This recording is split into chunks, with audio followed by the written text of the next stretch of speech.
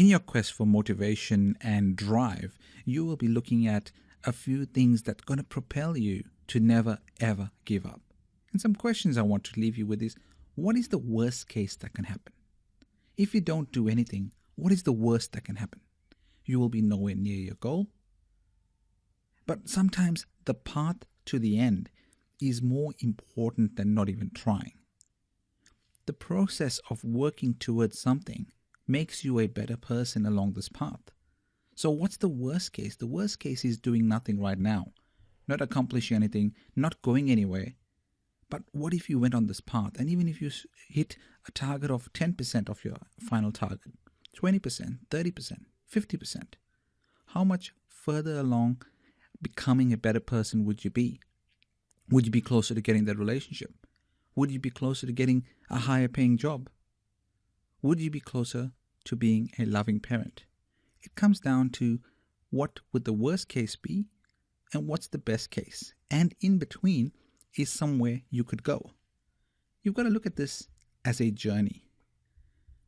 It's not the destination that matters. It's more important that you go on a journey. You follow this path and have some success along the way. Yes, you're going to have some failures, but it comes down to, have you enjoyed the wonderful things along the way? Have you enjoyed the beautiful world that we live in? Have you enjoyed the wonderful times with the family? So never ever give up. And the beautiful thing about never ever giving up, it builds your power. You build your power by exercising, eating healthy.